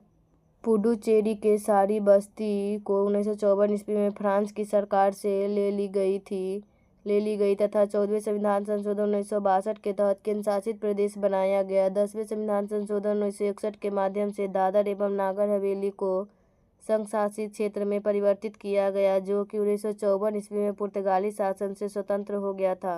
12वें संविधान संशोधन अधिनियम 1962 के द्वारा गोवा, दमन एवं द्वीप को संघ शासित क्षेत्र के रूप में स्थापित किया गया। 1987 में गोवा को पूर्ण राज्य बना दिया गया। 35वें संविधान संशोधन 1974 के द्वारा सिक्किम को एक सह राज्य का दर्जा दिया गया था। बाद में जनमत संग्रह के माध्यम से 36वें संविधान संशोधन 1975 के द्वारा सिक्किम को भारत का पूर्ण राज्य बना दिया गया। क्वेश्चन नंबर 60, 21 मार्च 2025 को मनाए गए अंतर्राष्ट्रीय वन दिवस की थीम क्या रखी गई है? तो इसका सही आंसर होगा option A, forests and food. तो चलिए इसका सॉल्यूशन देखते हैं। अंतर्राष्ट्रीय वन दिवस 2025 की थीम फॉरेस्ट्स एंड फूड रखी गई है। अंतर्राष्ट्रीय वन दिवस 2024 की theme forests and innovation, one और नवाचार। परीक्षोपयोगी कुछ अन्य महत्वपूर्ण दिवस एवं थीम। 75वां गणतंत्र दिवस 26 जनवरी 2025, स्वर्णिम भारत विरासत और विकास। अंतर्राष्ट्रीय मातृभाषा दिवस 21 फरवरी 2025, silver jubilee celebration of international mother language day. विश्व जल दिवस 22 मार्च 2025, ग्लेशियर प्रेसरेशन। पृथ्वी दिवस 22 अप्रैल 2025, आवर पावर आवर प्लानेट। विश्व पर्यावरण दिवस 5 जून 2025, beat plastic pollution. Question number 61, दिया सलाई नामक पुस्तक निम्न में से किनके द्वारा लिखी गई? तो इसका सही आंसर होगा ऑप्शन ए, कैलाश सत्यार्थी। तो चलिए इसका सॉल्यूशन देखते हैं। दिया सलाई नामक पुस्तक नोबेल शांति पुरस्कार विजेता कैलाश सत्यार्थी द्वारा लिखी गई है। इस पुस्तक का लोकार्पण जयपुर लिटरेचर फेस्टिवल 2025 में हुआ। परीक्षोपयोगी अन्य महत्वपूर्ण तथ्य। चर्चित पुस्तक के लेखक thank you for living, Ritwik Singh, voice for the voiceless, Dalai Lama. The cantonment conspiracy, a military thriller. General Manoj Naravane, speaking with nature, the origins of Indian environmentalism. Ramachandra Guha, wild fiction. Amitabh Ghosh. Question number 62, राष्ट्रीय धन्वंतरी आयुर्वेद पुरस्कार 2024 से निम्न में से किन्हें सम्मानित किया गया है? तो इसका सही आंसर होगा ऑप्शन डी, इनमें से सभी। तो चलिए इसका सॉल्यूशन देखते हैं। आयुष मंत्रालय भारत सरकार द्वारा 3 चिकित्सकों को यह प्रतिष्ठित पुरस्कार प्रदान किया गया। पहला, विश्व व्याकरणमाला राष्ट्रीय सम्मेलन के संस्थापक वैद्य समीर गोविंद जमदग्नि। सिद्ध नारी वैद्य और लेखक ताराचंद्र शर्मा। द्रव्य गुण विज्ञान के प्रसिद्ध वैद्य माया राम उनियाल। परीक्षोपयोगी अन्य महत्वपूर्ण तथ्य। प्रसिद्ध उद्योगपति रतन टाटा को मरणोपरांत मदर टेरेसा मेमोरियल पुरस्कार 2024 प्रदान किया गया। राज्यसभा सदस्य सुधा मूर्ति को लोकमान्य तिलक राष्ट्रीय पुरस्कार 2024 से सम्मानित किया गया। वैज्ञानिक अनुसंधान के लिए वर्ष 2024 का GD बिरला पुरस्कार प्रोसुबी जैकब जॉर्ज को दिया गया। क्वेश्चन नंबर 63, 72वीं मिस वर्ल्ड 2025 का खिताब किसने जीता है? तो इसका सही आंसर हो जाएगा ऑप्शन डी, ओपल सुचाता चुआंगश्री। तो चलिए इसका सॉल्यूशन देखते हैं। 72वीं मिस वर्ल्ड 2025 का खिताब थाईलैंड की ओपल सुचाता चुआंगश्री ने जीता है। 72वीं मिस वर्ल्ड 2025 सौंदर्य प्रतियोगिता का फाइनल 31 मई 2025 को हैदराबाद तेलंगाना में आयोजित किया गया। इस प्रतियोगिता में भारत का प्रतिनिधित्व कोटा राजस्थान की नंदिनी गुप्ता ने किया। परीक्षा उपयोगी अन्य महत्वपूर्ण तथ्य। मसाकी काशिवारा को एबल प्राइज 2025 से सम्मानित किया गया है। स्टॉकहोम वाटर प्राइज 2025 से गुंटर ब्लोसचेल को सम्मानित किया गया है। मिस इंडिया यूएसए 2024 का खिताब चेन्नई में जन्मी भारतीय अमेरिकी कैटलिन सैंड्रा नील ने जीता है। निक मैककियोन को मार्कोनी प्राइज 2025 से सम्मानित किया गया है। अमेरिका की ग्लोबल फाइनेंस पत्रिका द्वारा भारतीय स्टेट बैंक एसबीआई को वर्ष 2024 के लिए भारत का सर्वश्रेष्ठ बैंक कहा गया। क्वेश्चन नंबर 64, हाल ही में जारी एक रिपोर्ट के अनुसार निम्न में से कौन सा देश वर्ष 2024 में जापान को पीछे छोड़कर दुनिया का सबसे बड़ा ऋणदाता देश बन गया है? तो इसका सही आंसर होगा ऑप्शन ए जर्मनी। तो चलिए इसका सलूशन देखते हैं। एक रिपोर्ट के अनुसार जर्मनी वर्ष 2024 में जापान को पीछे छोड़कर दुनिया का सबसे बड़ा ऋणदाता देश बन गया है। अन्य महत्वपूर्ण तथ्य, ईरान की संसद मजलिस ने अंतर्राष्ट्रीय परमाणु ऊर्जा एजेंसी के साथ सहयोग को निलंबित करने का प्रस्ताव पारित किया है। 26 जून 2025 को किंगदाओ में शंघाई सहयोग संगठन के रक्षा मंत्रियों की बैठक आयोजित की गई। भारतीय रेलवे ने अफ्रीकी देश मोजाम्बिक को 2 उन्नत लोकोमोटिव इंजन का निर्यात किया है। क्वेश्चन नंबर 65, जून 2025 में अंतर्राष्ट्रीय लोकतंत्र एवं निर्वाचन सहायता संस्थान का अंतर्राष्ट्रीय सम्मेलन का आयोजन कहाँ किया गया है? तो इसका सही आंसर हो जाएगा ऑप्शन बी स्टॉकहोम। तो चलिए इसका सलूशन देखते हैं। जून 2025 में अंतर्राष्ट्रीय लोकतंत्र एवं निर्वाचन सहायता संस्थान का अंतर्राष्ट्रीय सम्मेलन का आयोजन स्टॉकहोम में किया गया। भारत के तत्कालीन मुख्य चुनाव आयुक्त ज्ञानेश कुमार ने इसे संबोधित किया है। अन्य महत्वपूर्ण तथ्य, यूनेस्को ने लखनऊ शहर को क्रिएटिव सिटी ऑफ गैस्ट्रोनॉमी के लिए नामांकित किया है। अमेरिकी बहुराष्ट्रीय निगम और प्रौद्योगिकी कंपनी नवीदिया ने माइक्रोसॉफ्ट को पीछे छोड़कर दुनिया की सबसे मूल्यवान कंपनी बन गई है। क्वेश्चन नंबर 66, हाल ही में प्रधानमंत्री नरेंद्र मोदी ने किस राज्य में बधावन बंदरगाह की आधारशिला रखी है? तो इसका सही आंसर होगा ऑप्शन सी महाराष्ट्र। तो चलिए इसका सलूशन देखते हैं। अक्टूबर 2024 में प्रधानमंत्री नरेंद्र मोदी ने महाराष्ट्र में बधावन बंदरगाह की आधारशिला रखी है। इस परियोजना की कुल लागत लगभग 76,000 करोड़ रुपया है। फरवरी 2025 में केंद्रीय मंत्री सर्बानंद सोनोवाल ने वन नेशन वन पोर्ट प्रक्रिया की शुरुआत की है। फरवरी 2025 में झारखंड सरकार ने गुटखा और निकोटीन एवं तंबाकू युक्त मसाला के उत्पादन, वितरण, बिक्री और भंडारण पर पूर्ण प्रतिबंध लगा दिया है। क्वेश्चन नंबर 67, हाल ही में यूनेस्को ने किसे शीर्ष विरासत पर्यटन स्थल घोषित किया है? तो इसका सही आंसर होगा ऑप्शन सी पश्चिम बंगाल। तो चलिए इसका सलूशन देखते हैं। पश्चिम बंगाल के पर्यटन क्षेत्रों को अंतर्राष्ट्रीय मान्यता मिली है क्योंकि यूनेस्को ने इसे हेरिटेज पर्यटन के लिए शीर्ष गंतव्य घोषित किया है। लीड्स 2024 के अनुसार तटीय श्रेणी में शीर्ष स्थान गुजरात का है। ग्लोबल पावर सिटी इंडेक्स 2024 में शीर्ष स्थान लंदन का है। 1000 किलोमीटर के मेट्रो नेटवर्क के साथ भारत विश्व में तीसरा स्थान पर है। एशिया का सबसे बड़ा एयरो शो एयरो इंडिया 2025 का आयोजन बेंगलुरु में किया गया है। क्वेश्चन नंबर 68, निम्नलिखित में से कौन माउंट एवरेस्ट फतह करने वाली देश की पहली दृष्टिबाधित महिला बनी है? तो इसका सही आंसर होगा ऑप्शन सी छोंजिन एंगामे। तो चलिए इसका सलूशन देखते हैं। छोंजिन एंगामो माउंट एवरेस्ट फतह करने वाली देश की पहली दृष्टिबाधित महिला बनी है। सीआईएसएफ की गीता समोता माउंट एवरेस्ट पर चढ़ने वाली पहली महिला अधिकारी है। काम्या कार्तिकेयन 7 महाद्वीपों की 7 सबसे ऊंची चोटियों पर चढ़ने वाली दुनिया की सबसे कम उम्र की महिला बन गई है। मंगलदेई थापा में पूर्वोत्तर भारत का पहला कौशल विश्वविद्यालय स्थापित किया जाएगा। नंबर 69, निम्नलिखित में से किस राज्य सरकार द्वारा शून्य गरीबी अभियान की शुरुआत की है? तो इसका सही आंसर होगा ऑप्शन बी उत्तर प्रदेश। तो चलिए इसका सलूशन देखते हैं।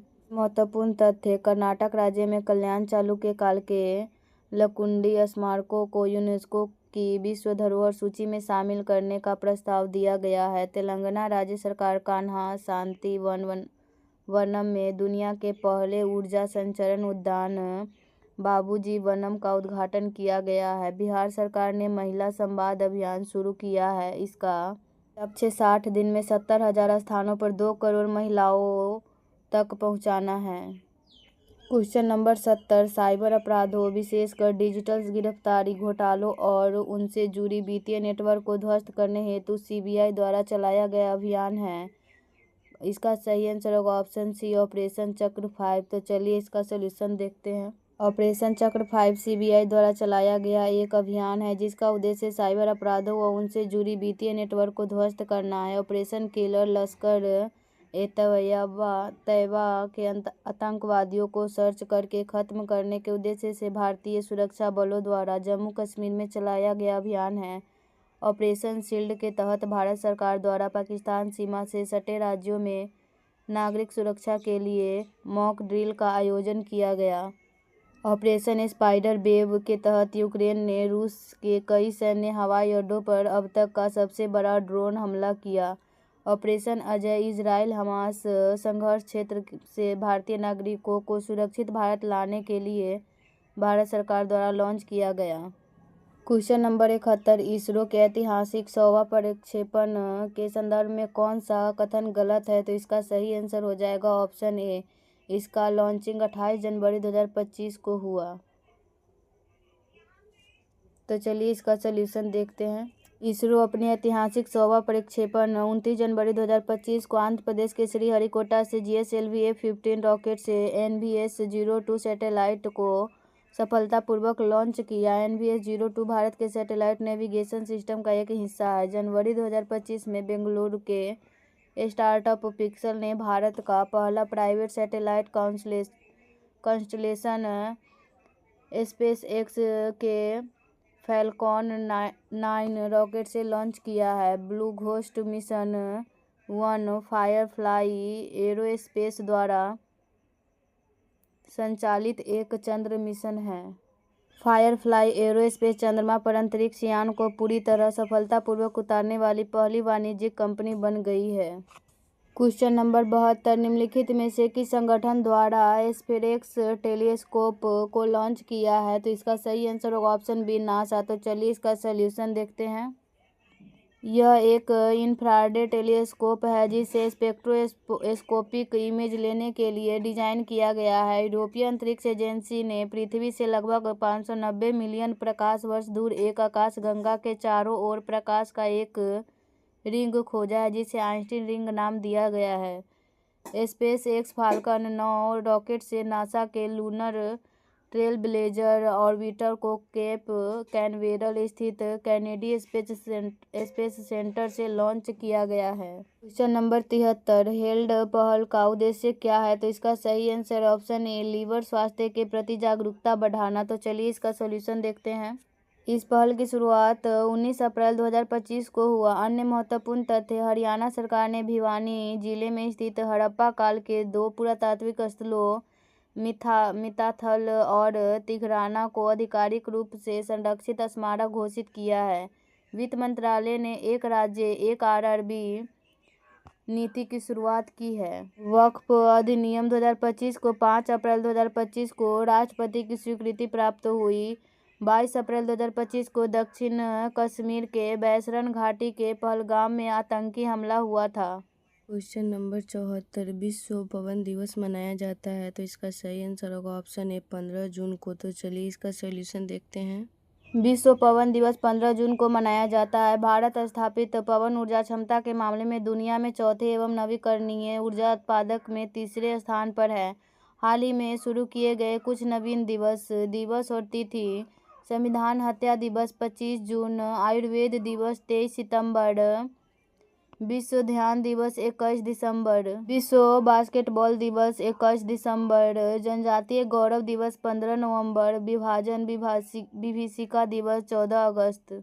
क्वेश्चन नंबर 75 निम्नलिखित में से किन 2 देशों में वर्ष 2031 में ICC पुरुष एकादिवसीय विश्व कप का आयोजन किया जाएगा? तो इसका सही आंसर ऑप्शन सी भारत तथा बांग्लादेश। तो चलिए इसका सलूशन देखते हैं। वर्ष 2031 में ICC पुरुष एकादिवसीय विश्व कप का आयोजन भारत तथा बांग्लादेश में आयोजित होने वाली है।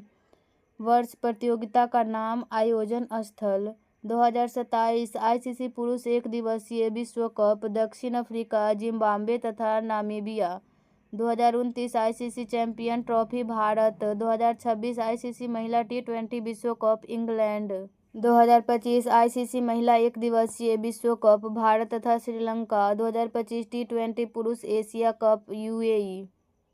क्वेश्चन नंबर 76, निम्नलिखित में से किस खिलाड़ी को मेजर ध्यानचंद खेल रत्न पुरस्कार 2024 नहीं दिया गया है? तो इसका सही आंसर होगा ऑप्शन सी, सलीमा टेटे। तो चलिए इसका सलूशन देखते हैं।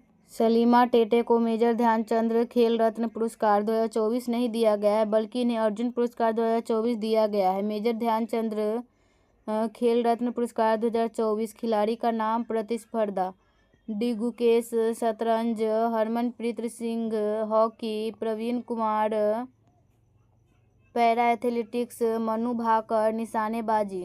क्वेश्चन नंबर 77, हाल ही में चर्चित पुराने संसद भवन का परिवर्तित नाम क्या रखा गया है? तो इसका सही आंसर होगा ऑप्शन सी, संविधान सदन। तो चलिए इसका सलूशन देखते हैं।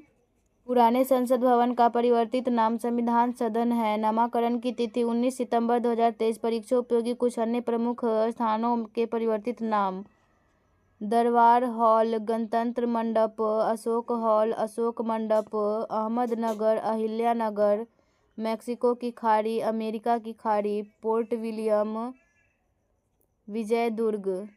क्वेश्चन नंबर 78, हाल ही में बंगाल की खाड़ी से उठे चक्रवात शक्ति का नामकरण निम्नलिखित में से किस देश द्वारा किया गया? तो इसका सही आंसर ऑप्शन डी, श्रीलंका। तो चलिए इसका सलूशन देखते हैं। बंगाल की खाड़ी से उठे चक्रवात शक्ति का नामकरण श्रीलंका द्वारा किया गया था, जो एशिया प्रशांत में तूफानों का नामकरण करने वाली संयुक्त राष्ट्र की प्रणाली का हिस्सा है। 23 से 28 मई 2025 के बीच उठे इस तूफान ने भारत के पूर्वी तट को प्रभावित किया, साथ ही मानसून के आगमन की उम्मीदों को भी प्रभावित किया।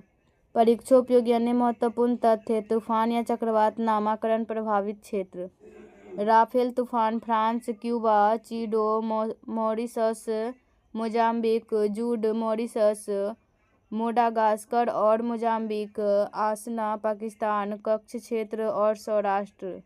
क्वेश्चन नंबर 79, मुख्यमंत्री खेल ज्ञानोत्सव 2025 के आयोजन के संदर्भ में निम्नलिखित कथनों पर विचार करें। तो इसका सही आंसर हो जाएगा ऑप्शन डी, 1 एवं 3। तो चलिए इसका सलूशन देखते हैं। मुख्यमंत्री खेल ज्ञानोत्सव 2025 प्रतियोगिता 17 अप्रैल 2025 को पटना के पाटलिपुत्र खेल परिसर में संपन्न हुई और इसके फाइनल राउंड का उद्घाटन रेरा अध्यक्ष विवेक कुमार सिंह ने किया। मुख्यमंत्री खेल ज्ञानोत्सव 2025 विजेता: प्रथम जैफी जावेद और दीपांकर, द्वितीय अंबर सिन्हा और ईसा भूसा, तृतीय न्यासा श्रीवास्तव और ऋषभ कुमार। क्वेश्चन नंबर 80, हाल ही में बिहार के राज्यपाल आरिफ मोहम्मद खान ने मनोज कुमार द्वारा लिखित किस पुस्तक का विमोचन किया है? तो इसका सही आंसर होगा ऑप्शन ए, स्ट्रीट वेंडर से ब्यूरोक्रेट। तो चलिए इसका सलूशन देखते हैं। 5 फरवरी 2025 को बिहार के राज्यपाल आरिफ मोहम्मद खान ने मनोज कुमार द्वारा लिखित स्ट्रीट वेंडर से ब्यूरोक्रेट नामक पुस्तक का विमोचन किया। यह पुस्तक बिहार के कोसी क्षेत्र के युवा की संघर्ष यात्रा बताती है, जो मेहनत, लगन और परीक्षा में सफलता से दिल्ली जाकर एक अधिकारी बनता है। वर्ष 2024 से 25 में चर्चित बिहार से संबंधित पुस्तक: Nalanda a glorious past, Anand Singh, Bihar की वैभवशाली विरासत, शंभू शरण सिंह, जन जीवन हरियाली, संजय सिंह गोरैया विद, कर्पूरी ठाकुर की पुकार है, नीतीश कुमार है, धर्मेंद्र चंद्रवंशी, सफेद चादर विमोचन, नंदकिशोर यादव, विधानसभा अध्यक्ष जियालाल आर्य। क्वेश्चन नंबर 81, निम्नलिखित कथनों पर विचार कीजिए। उपर्युक्त में से कौन सा कथन सत्य है? तो इसका सही आंसर ऑप्शन डी, न तो 1 और न ही 2। तो चलिए इसका सलूशन देखते हैं। सूरत अधिवेशन: स्वदेशी आंदोलन चलाने के तरीकों को लेकर ही कांग्रेस 1907 ईस्वी के सूरत अधिवेशन में गर्मपंथी एवं नरमपंथी नाम के 2 दलों में विभाजित हो गई। क्योंकि नरमपंथी स्वदेशी व बहिष्कार आंदोलन का प्रसार केवल बंगाल तक सीमित रखना चाहते थे, वही गर्मपंथी इस आंदोलन को व्यापक तौर पर भारत के अधिकांश हिस्सों में भी फैलाना चाहते थे। साथ ही गर्मपंथी केवल विदेशी माल के बहिष्कार से संतुष्ट नहीं थे, बल्कि वे यह भी चाहते थे कि ब्रिटिश सरकार को किसी तरह का सहयोग न दिया जाए। गर्मपंथी चाहते थे कि 1907 का वार्षिक अधिवेशन नागपुर में हो, वहीं नरमपंथी चाहते थे कि 1907 का अधिवेशन सूरत में हो। गर्मपंथी जहां सूरत अधिवेशन में लाला लाजपत राय को कांग्रेस का अध्यक्ष बनाना चाहते थे, वहीं नरमपंथी रासबिहारी घोष को अध्यक्ष बनाना चाहते थे। अंततः इस अधिवेशन की अध्यक्षता नरमपंथी नेता रासबिहारी घोष ने की।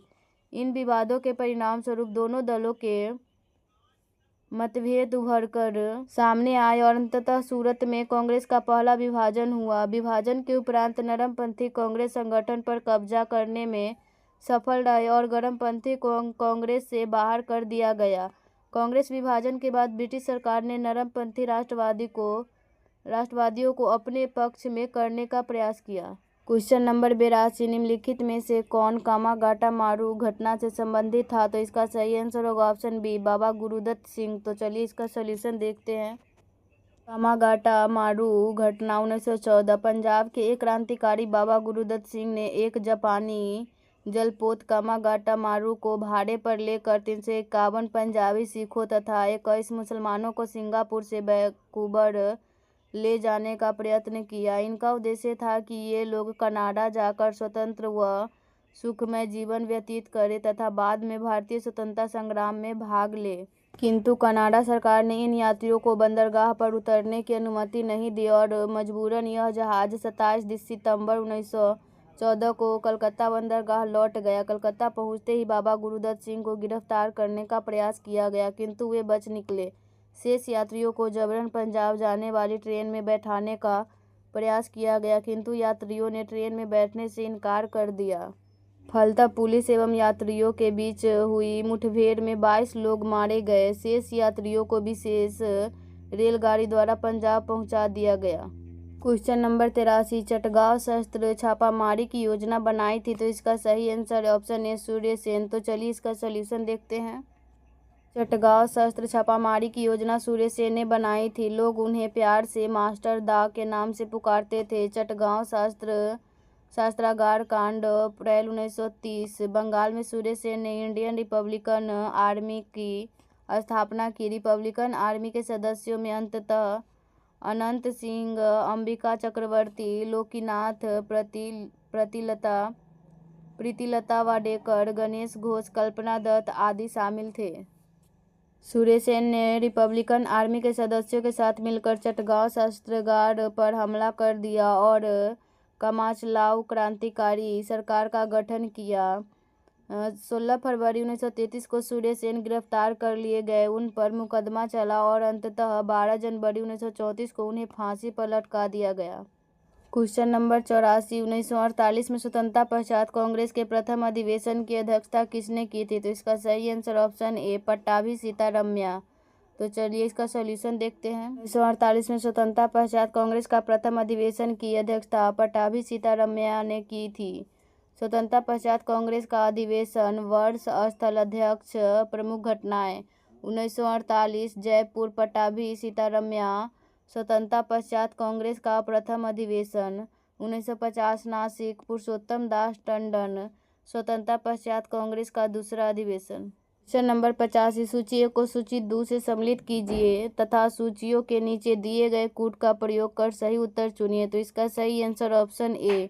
तो चलिए इसका सॉल्यूशन देखते हैं। गुप्त काल के दो प्रसिद्ध वैज्ञानिक थे, आर्यभट्ट और बारहमिहिर। दोनों ही ज्योतिषी तथा गणितज्ञ थे। आर्यभट्ट ने स्पष्ट किया था कि पृथ्वी सूर्य की परिक्रमा करती है, परंतु उनके इस सिद्धांत को स्वीकार नहीं किया गया। आज हम जानते हैं कि आर्यभट्ट का सिद्धांत सही था।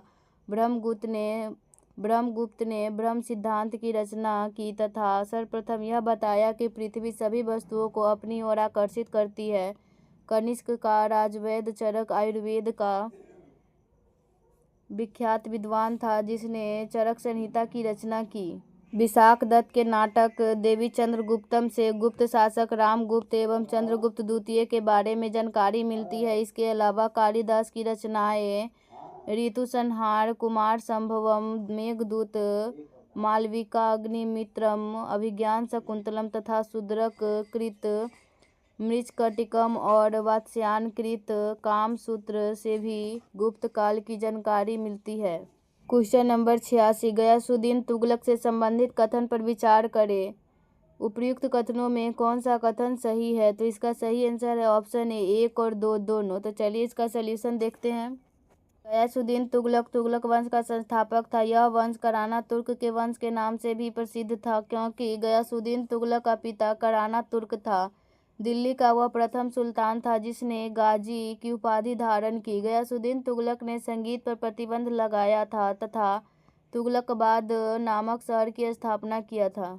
कुतुबुद्दीन ऐबक, कुव्वत उल इस्लाम मस्जिद, कुतुब मीनार, 2.5 दिन का झोपड़ा, इल्तुतमिश, गंधक की बावली महरौली, दिल्ली, इल्तुतमिश का मकबरा, इल्तुतमिश ने कुतुब मीनार का अधूरा काम पूरा कराया, बलबन, लाल महल, बलबन का मकबरा, अलाउद्दीन खिलजी, अलाई दरवाजा, श्रीनगर, 1000 स्तंभों वाला महल, गयासुद्दीन तुगलक, तुगलकाबाद का निर्माण, गयासुद्दीन तुगलक का मकबरा, मोहम्मद बिन तुगलक, जहांपनाह नगर, दिल्ली,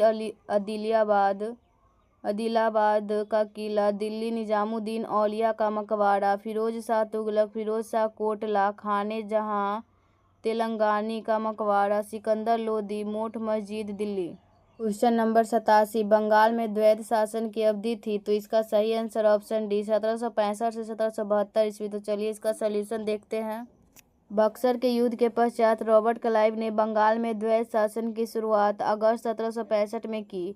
द्वैध शासन के तहत दीवानी, राजस्व वसूलने और निजामत कार्य, पुलिस एवं न्यायिक कार्य दोनों कंपनी के नियंत्रण में आ गए। कंपनी ने मुगल शासक शाह आलम द्वितीय ने से दीवानी कार्य और निजामत कार्य बंगाल के सूबेदार से प्राप्त किए। द्वैध शासन को 1772 ईस्वी में वारेन हेस्टिंग्स ने समाप्त कर दिया। हेस्टिंग्स ने बंगाल के नवाब को शासन कार्य से पूर्ण रूप से मुक्त कर दिया तथा उसके लिए 16 लाख रुपये वार्षिक पेंशन निश्चित कर दी। 1773 ईस्वी के रेगुलेटिंग एक्ट से बंगाल के गवर्नर के पद को गवर्नर जनरल का पद बना दिया गया। क्वेश्चन नंबर 88, सुगौली की संधि कब हुई थी? इसका सही आंसर ऑप्शन डी मार्च 1816। तो चलिए इसका सलूशन देखते हैं। आंग्ल नेपाल युद्ध 1814 से 16, लॉर्ड हेस्टिंग्स ने सर्वप्रथम नेपाल राज्य के निवासी गोरखाओं से युद्ध किया। सीमावर्ती क्षेत्र होने के नाते इस प्रदेश का सामरिक महत्व अत्यधिक था। मार्च 1816 में गोरखाओं से बातचीत के माध्यम से सुगौली की संधि की संतुष्टि हुई। अंग्रेजों को गढ़वाल व कुमायूं के किले तथा तराई का अधिकांश भाग प्राप्त हुआ। नेपाल ने सिक्किम राज्य से अपने समस्त अधिकार वापस ले लिए। नेपाल की राजधानी काठमांडू में अंग्रेज रेजिडेंट तैनात की गई। क्वेश्चन नंबर 89, मार्च 1925 में किसकी मध्यस्थता में त्रावणकोर की महारानी से मंदिर में प्रवेश के बारे में आंदोलनकारियों से समझौता हुआ? तो इसका सही आंसर होगा ऑप्शन बी गांधी जी। तो चलिए इसका सलूशन देखते हैं। मार्च 1925 में गांधी जी की मध्यस्थता में त्रावणकोर की महारानी से मंदिर में प्रवेश के बारे में वाइकोम आंदोलनकारियों से समझौता हुआ। वाइकोम सत्याग्रह यह एक प्रकार का गांधीवादी आंदोलन था। यह आंदोलन ब्राह्मणवाद के विरुद्ध तथा मंदिर में प्रवेश को लेकर चलाया गया था। यह एझवा वर्ग के उत्थान की बात करता था। मंदिरों में निम्न वर्ग के प्रवेश को लेकर स्वर्णों के संगठन नायर सर्विस सोसाइटी, नायर समाज व केरल हिंदू सभा ने आंदोलन का समर्थन किया। नबुंदरियों के संगठन योगक्षेम सभा ने भी इस आंदोलन का समर्थन दिया। 19वीं सदी के अंत तक केरल में श्री नारायण गुरु, एन कुमारन, टी के माधवन जैसे बुद्धिजीवियों ने छुआछूत के खिलाफ आवाज उठाई। श्री नारायण गुरु ने मानव जाति के लिए एक जाति, एक धर्म और एक ईश्वर का नारा दिया। क्वेश्चन नंबर 90, एनी बेसेंट द्वारा सितंबर 1916 में कहाँ होम रूल आंदोलन प्रारंभ किया गया? तो इसका सही answer option D Adyar, Madras. तो चलिए इसका सलूशन देखते हैं। एनी बेसेंट द्वारा सितंबर 1916 में अड्यार में होम रूल आंदोलन प्रारंभ किया गया। तिलक के कार्यक्षेत्र के अलावा शेष भारत में श्रीमती एनी बेसेंट कार्यरत रही। इस आंदोलन में उनके मुख्य सहयोगी George Arundale, CP Ramaswamy Iyer और बीपी वाडिया थे। एनी बेसेंट ने अपने दैनिक पत्र न्यू इंडिया तथा साप्ताहिक पत्र कॉमनवेल्थ के माध्यम से स्वशासन की मांग की। क्वेश्चन नंबर 91, हिटलर ने आत्महत्या कब किया था? तो इसका सही आंसर ऑप्शन सी, अप्रैल 1945। तो चलिए इसका सोल्यूशन देखते हैं। हिटलर ने 30 अप्रैल 1945 ईस्वी को आत्महत्या की। मई 1945 में जर्मनी ने मित्र राष्ट्रों के सामने समर्पण कर दिया। हिटलर को अंदाजा हो चुका था कि अब उसकी लड़ाई का क्या हश्र होने वाला, इसीलिए हिटलर और उसके प्रचार मंत्री गोब्बल्स ने बर्लिन के एक बंकर में पूरे परिवार के साथ 30 अप्रैल 1945 ईस्वी को आत्महत्या कर ली। जर्मनी में नाजी दल का उत्थान हिटलर के नेतृत्व में हुआ। हिटलर का जन्म 20 अप्रैल 1889 ईस्वी को ऑस्ट्रिया के ब्रौना नामक शहर में हुआ था। हिटलर बचपन में चित्रकार बनना चाहता था। प्रथम विश्व युद्ध में हिटलर जर्मनी की तरफ से लड़ा था और युद्ध में अभूतपूर्व वीरता के लिए उसे आयरन क्रॉस प्राप्त हुआ था। युद्ध के पश्चात हिटलर जर्मन वर्कर्स पार्टी का सदस्य बना। 1920 ईस्वी में इस पार्टी का नाम बदलकर national socialist German workers party रखा गया। नाजी शब्द हिटलर द्वारा 1921 ईस्वी में स्थापित दल national socialist German workers party के नाम से निकला है। इसी दल को संक्षेप में नाजी पार्टी कहा जाता है। क्वेश्चन नंबर 92, गैस्टिन की संधि कब हुई थी? इसका सही आंसर ऑप्शन डी, 1865 में। तो चलिए इसका सोल्यूशन देखते हैं। 1864 ईस्वी में सेल्जविग तथा होल्स्टीन के प्रश्न पर जर्मनी का डेनमार्क से युद्ध हुआ। डेनमार्क पराजित हुआ। दोनों के बीच गैस्टिन की संधि 1865 ईस्वी में हुई। एकीकरण के अंतिम चरण में प्रसा एवं फ्रांस के बीच 1870 ईस्वी में युद्ध, जिसमें फ्रांस की पराजय हुई तथा दोनों के बीच फ्रैंकफर्ट की संधि 10 मई 1871 को हुई। बिस्मार्क ने जर्मनी के सम्राट विलियम प्रथम का राज्याभिषेक वर्साय के राजमहल में किया। विलियम प्रथम ने कैसर से उपाधि धारण की। एकीकृत जर्मनी राष्ट्र के निर्माण में रकी बोमर, लसर इत्यादि दार्शनिकों ने महत्वपूर्ण भूमिका निभाई। विलियम को जर्मन संघ के सम्राट का ताज 18 फरवरी 1871 ईस्वी में पहनाया गया। क्वेश्चन नंबर 93, यहाँ से मैथ रीजनिंग स्टार्ट हो रहा है। आप लोग बना लीजिएगा, हम आंसर बता दे रहे हैं। 3 अंकों वाली कितनी संख्याएं 9 से विभाजित होती है? तो इसका सही आंसर हो जाएगा option A, 100। Next question number 94, एक आयत की लंबाई उसकी चौड़ाई से 24 सेंटीमीटर अधिक है। यदि आयत का परिमाप 112 सेंटीमीटर है तो इसकी लंबाई कितनी होगी? तो इसका सही आंसर हो जाएगा option A, 40 centimetre. Question number 95, 6 लड़के या 10 लड़कियां एक काम को 25 दिनों में कर सकते हैं। 12 लड़के और 30 लड़कियां उसी काम को करने के लिए कितने दिन लेंगे? तो इसका सही आंसर हो जाएगा ऑप्शन बी, 5 दिन। क्वेश्चन नंबर 96, 1600 रुपये को 3 भागों में उस प्रकार विभाजित कीजिए कि पहले भाग के 7वें, दूसरे भाग के 5वें और तीसरे भाग के चौथाई भाग बराबर हो। तो इसका सही आंसर हो जाएगा ऑप्शन बी, 700, 500, 400। क्वेश्चन नंबर 97, यदि ए अनुपात बी बराबर 32:35 है तथा बी अनुपात सी बराबर 21:32 है तो ए अनुपात सी क्या होगा? तो इसका सही आंसर हो जाएगा option C, 3:5। Question number 98, 2 pencil, 4 pen और 8 रबर का मूल्य 12 रुपये है तथा 8 पेन, 10 पेंसिल और 4 रबर का मूल्य 36 रुपये है। 3 पेंसिल, 3 पेन और 3 रबर का मूल्य कितना होगा? तो इसका सही आंसर हो जाएगा ऑप्शन सी, 12 रुपया। तो चल नंबर 99, कथन कोई गाय बिल्ली नहीं है, सभी बिल्लियों की मूछें हैं। निष्कर्ष कुछ गाय बिल्लियां हैं, कुछ गायों की मूछें हैं। तो इसका सही आंसर हो जाएगा ऑप्शन बी, कोई भी निष्कर्ष अनुसरण नहीं करता है। नंबर 100, कौन से 2 चिन्हों को आपस में बदलने पर दिया गया समीकरण सही होगा? तो इसका सही आंसर हो जाएगा ऑप्शन ए। तो गाइज, आप लोग को हमारी वीडियो कैसी लगी? अगर अच्छी लगी तो लाइक करें, अगर इस चैनल पर नए हैं तो चैनल को सब्सक्राइब करें और इसे ज़्यादा से ज़्यादा शेयर करें। Thank you.